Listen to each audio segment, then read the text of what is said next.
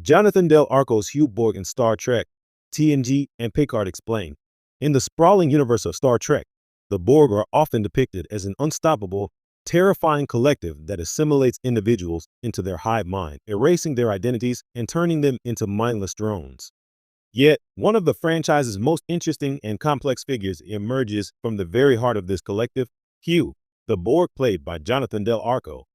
Introduced in Star Trek, The Next Generation TNG and later revisited in Star Trek, Picard, Hugh's character provides a unique look at the potential for individuality within the Borg, as well as the broader themes of autonomy, identity, and freedom.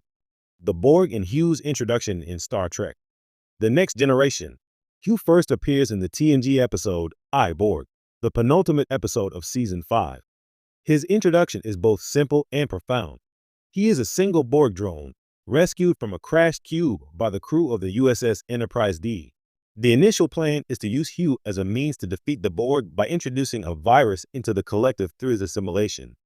However, what ensues is a far more complicated moral dilemma.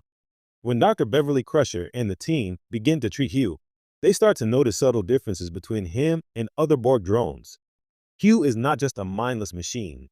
He shows signs of individuality, especially as he begins to recognize his own self-worth. This was a key moment in Star Trek, TNG, as it hinted at the possibility of a Borg drone regaining their autonomy and consciousness. While most Borg drones are part of a collective consciousness, Hugh's treatment and eventual liberation forced the crew to question the very nature of the Borg as a species and the ethical implications of their assimilation practices. What makes Hugh so fascinating is his gradual evolution throughout the episode. Initially, he has no concept of who he was before his assimilation. However, his exposure to the human crew and their values begins to awaken something inside him. The most poignant moment in I, Borg, comes when Hugh pleads with the Enterprise crew to allow him to return to the Borg collective, even though he understands that his return could lead to his destruction.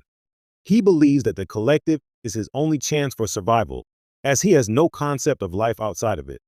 This moral quandary, and the dilemma of whether to infect the Borg collective with a virus or to release Hugh back to them, challenges Captain Picard's usual black and white sense of justice. Picard is initially convinced that the virus is the right course of action to stop the Borg, but Hugh's emerging individuality forces him to confront the possibility that the Borg are not merely faceless enemies.